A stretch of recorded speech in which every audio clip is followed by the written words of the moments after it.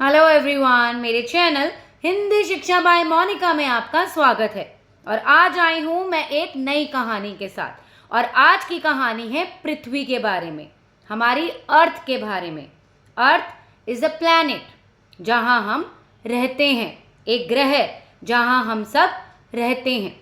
और कल 22 अप्रैल मंगलवार के दिन सभी विद्यालयों में अर्थ डे यानी कि पृथ्वी दिवस मनाया गया, जिसमें अलग अलग गतिविधियां करके हमने सीखा कि हम अपनी अर्थ को, अपनी पृथ्वी को कैसे बचा सकते हैं, उसे साफ सुथरा कैसे रख सकते हैं। तो चलिए सुनते हैं आज की कहानी।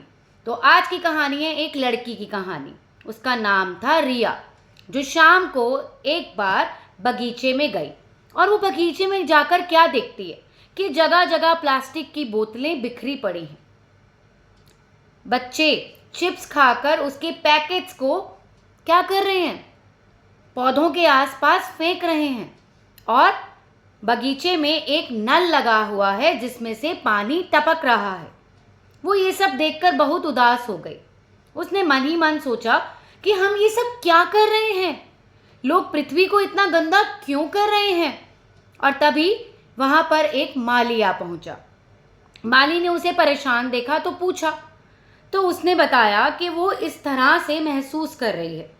वो अपने आसपास देखती है तो उसको लगता है कि तितलियां कितनी कम हो गई हैं, हर जगह गंदगी फैल रखी है, बोतलें गिरी हुई हैं, पानी टपक रहा है और हमारा आकाश भी नीले की जगह कुछ ग्रे नज़र आ रहा है। वो बहुत उदास हो जाती है। तब माली उसे बताते हैं कि पृथ्वी बोल नहीं सकती, पर वो हमें कुछ चिन्ह देती है जिससे हमें पता लगता है कि वो उदास है, वो सफ़र कर रही है, उसे अच्छा महसूस नहीं हो रहा है। जैसे तेज़ गर्म हवा, कम बारिश, ये सब गंदी हवा, आंधी, तूफान, ये सब क्या हैं? ये सब पृथ्वी के इशारे हैं हमें ये बताने के कि पृथ्वी अच्छा महसूस नहीं कर रही और हमें कुछ ना कुछ करके उसे बचाना होगा।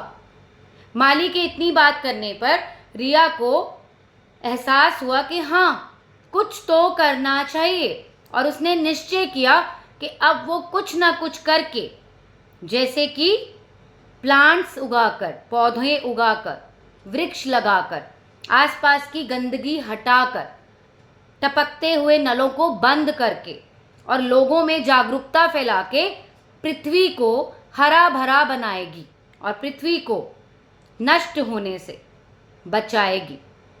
उसने अपने दोस्तों को अपनी योजना बताई। सब दोस्त और पार्क में जितने भी अन्य लोग उस समय घूम रहे थे, उन सब ने उनके साथ जुड़ने का निश्चय किया और सब ने मिलकर पूरे पार्क की सफाई की। और देखते ही देखते आसपास की गंदगी खत्म हो गई और पार्क, हमारा बगीचा, बहुत ही सुंदर दिखने लगा। यह सब देखकर रिया बहुत खुश हुई और उसने पृथ्वी को कहा, पृथ्वी घबराओ नहीं, हम सब तुम्हारे साथ हैं। तो इस कहानी से हमने क्या सीखा कि अर्थ, हमारी पृथ्वी बोल नहीं सकती, पर वो कुछ चिन्ह जो हमें दिखाती है, हमें उस चिन्हों को समझना है और पृथ्वी का ध्यान रखना है, क्योंकि पृथ्वी हमारी माँ के समान है, जहाँ हम रहते हैं। जिस तरह माँ हमारा ख्याल रखती है, पृथ्वी भी उसी तरह हमारा ख्याल रखती है। और जिस तरह हम अपनी माँ से प्यार करते हैं, हमें पृथ्वी से भी उसी तरह प्यार करना है। तो ये थी आज की कहानी। अगली कहानी में मिलती हूँ मैं जल्दी ही। तब तक के लिए बाय बाय।